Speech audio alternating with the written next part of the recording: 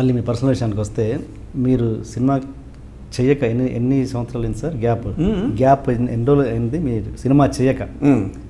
ఎన్ని సంవత్సరాలు అయింది? ఒక 4 years అయిందా 5 years అయిందా?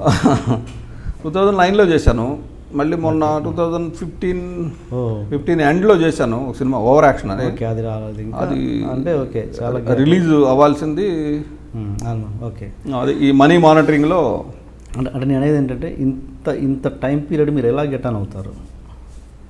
ఎలా గెట్ ఆన్ అవుతానంటే మీరు అనేది ఫైనాన్షియల్గా అన్ని విధాలుగా అంటే మిగతా విషయాల్లో నేను ఎప్పుడు ఎంగేజ్ అయి ఉంటాను, ఏదో పని చేస్తూ ఉంటాను. ఏదో పని అంటే అది కథ అయ్యి ఉండొచ్చు, ఇంకోటి హెల్ప్ చేయడానికి కూడా పనిగానే ఫీల్ అవుతా. నేను పొద్దున్న లేచిన దగ్గర నుంచి సాయంకాలం పడుకునేలో కనీసం 3-4 పనులు చేశాను ఇవాళ అని ఫీల్ అవుతా. సపోజ్ మీరు వచ్చి నాకు పలానా ఆయనతో చిన్న పని ఉందండి, మీరు పని చేసి పెట్టండి అంటే అది కూడా దాన్ని నేను పనిగా ఫీల్ అవుతా. నాకుగా నేను సినిమా చూడడము, ఈ సినిమాని ఇలా చేయొచ్చు అని అనుకోవడము, ఇలాంటి వాటితో నేను ఎంగేజ్ అయ్యి ఉంటాను. ఓకే, ఫైనాన్షియల్గా అయితే ఆల్రెడీ పెద్ద కూడబెట్టింది లేదు, అలాగని దానికోసం రోడ్డు మీద పడాల్సిన పరిస్థితి లేదు.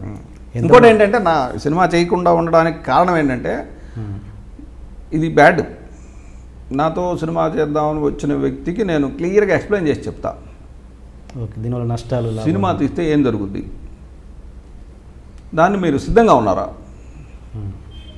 ఇప్పుడు చాలామంది ఏం చెప్తారంటే సినిమా తీస్తే ఏం జరుగుద్ది అనేదాన్ని పాజిటివ్గా అంటే పాజిటివ్గా అంటే సినిమా తీసేటప్పుడు పాజిటివ్గా ఆడుతుందనే ఊహించాలి.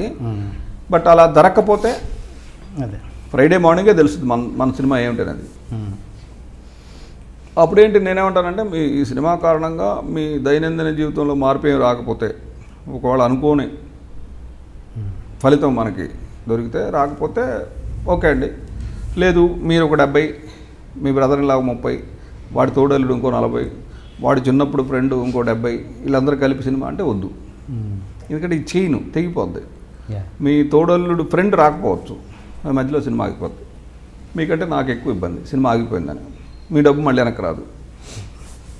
ఇది ఇప్పుడు ఫ్రాంక్లీ విత్ టీఎన్ఆర్ లాగా నేను కూడా ఫ్రాంక్గా ఉన్న విషయాలు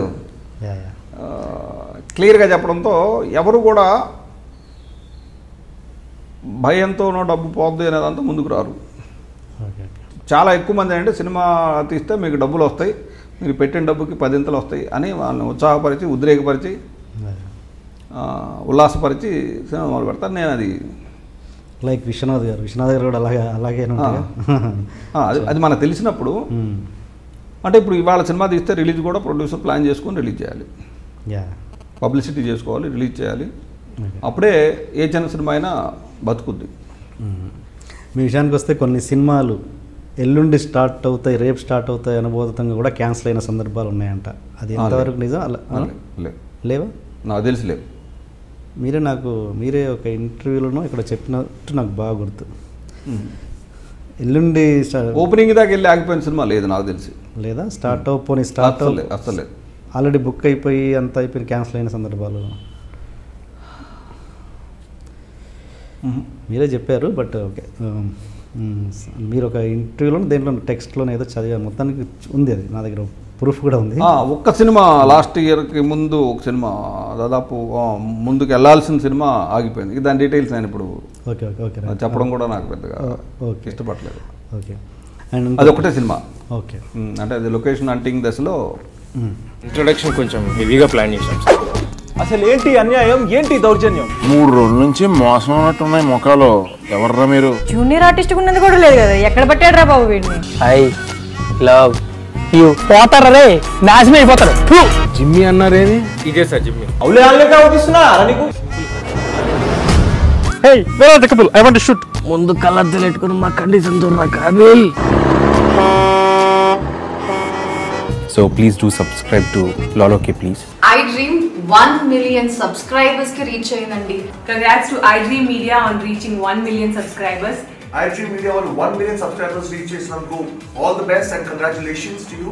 Congrats iDream. Keep up the good work and continue to entertain.